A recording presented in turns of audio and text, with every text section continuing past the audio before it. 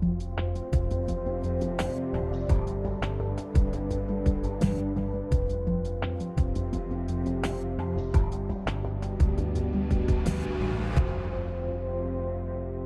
to our forum. I'm Robert Christian, the moderator of today's program. Our panel guests today have agreed to respect each other on this forum as we bring this program today on Referendum 71. Each side has also agreed not just to respect each other, but during each person's statement, question, or answer, no one will interrupt them, but to allow the train of thought to continue until all is said and done. So we do want to take this opportunity to welcome you, our viewers at home, to watch our forum. You can contact us at 206-736-9688 or on the website www.ourforum.net. My email address is rcsm@ourforum.net. Meanwhile, we will begin, I guess, on this side over here as we begin the brief introductions for our panelists today.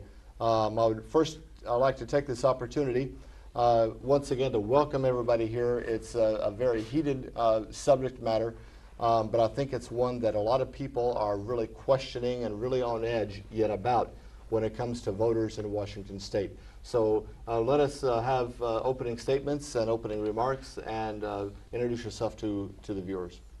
I'm Bob Struble from Bremerton, and I'm wearing two hats, as it were, today. I'm representing Protect Marriage in Washington, and also the Knights of Columbus Council 1379 in Bremerton. And I thought I'd wear the second hat for my opening statement, insofar as we passed a resolution unanimously last night in the Knights of Columbus Council. And I'll just make my opening statement the resolution that we passed. It goes as follows. Whereas sexual activity between same-sex partners is listed in the Bible right in between child sacrifice and bestiality as, quote, an abomination, unquote, in the sight of God. The Catechism of the Catholic Church states that homosexual acts are intrinsically disordered, it's a quote, and, quote, contrary to the natural law. Again, a quote, under no circumstances can they be approved. In our view, it is incongruous and wrong to extend legal equivalency to same-gender sexuality and, on the other hand, the conjugal love between man and wife. They are, in fact, morally unequal, also culturally unequal in terms of social utility. They are unequal for the purpose of soliciting divine providence in our nation's favor. Traditional marriage has bonded and structured the family throughout American history and in world history for thousands of years. In Washington State, the Elway poll conducted last spring found a majority opposed to same-sex marriage. Of the 50 states, 44 banned same-sex marriage. Wherever this social experiment has been submitted to the electorate, the voters have upheld traditional marriage. In Anderson versus King County 3 years ago, the Defense of Marriage Act, or DOMA, was upheld by a 5-4 margin in the Washington State Supreme Court. 3 members of the judicial majority are expected to defect, however, if Senate Bill 5688 is allowed to stand. Under this widely expected sequence of events, the state Supreme Court would overturn DOMA and would mandate the issuing of marriage licenses to same-sex couples. Again, we the people would be subjected to amending of the Constitution from the bench.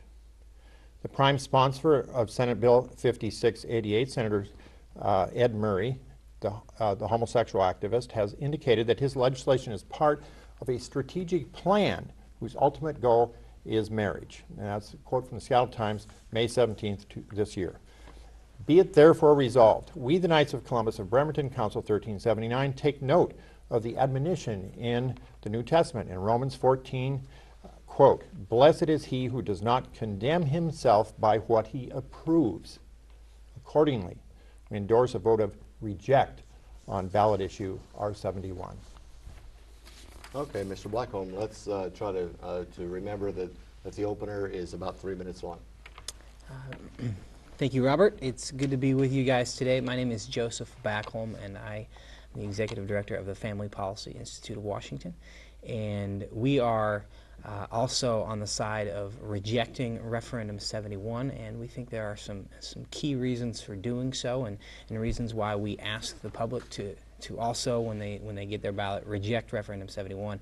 And those reasons have a lot to do with what we have seen around the globe, really, and what we have seen around the country as this movement has gained some momentum in places, and equivalency has been established between homosexual and heterosexual relationships, and it has represented very, very real threats to religious freedom in this country and around the globe, and individual rights in terms of their ability to just conduct their affairs according to their own conscience. And so this really is a threat to individuals' ability to live life as they see fit rather than as the state sees fit. And there are some specific examples, and we'll explore some other things today.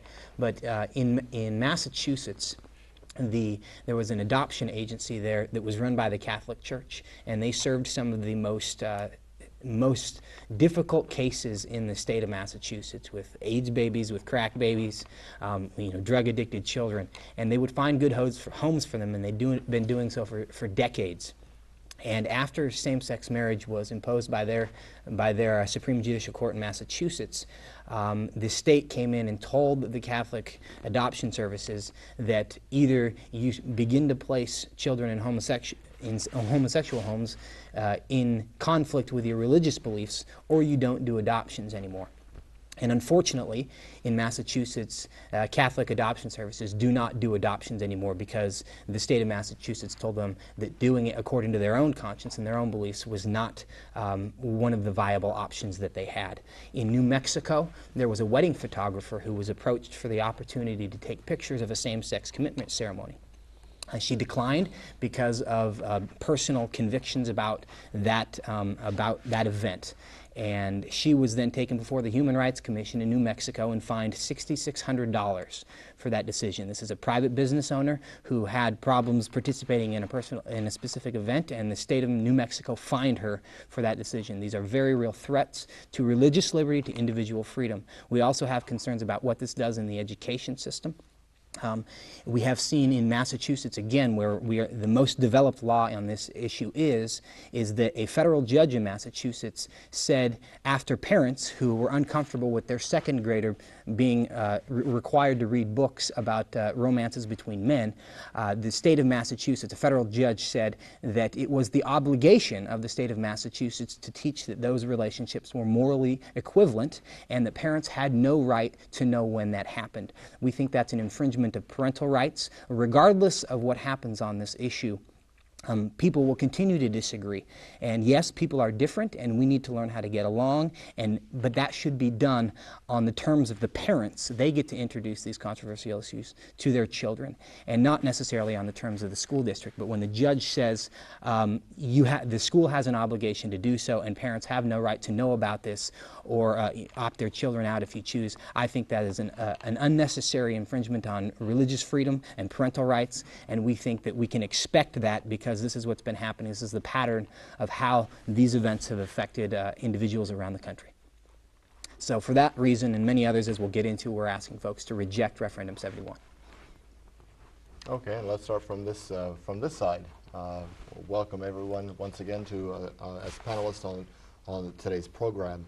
Mr. Wilbur, introduce yourself to everyone, and please limit your opening statement to about 2, maybe 3 minutes.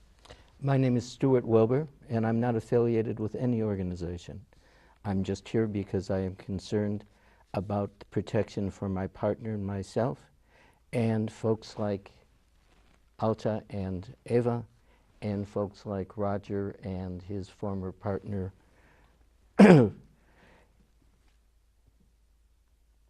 domestic partnership law was passed to protect all of Washington's family under state law.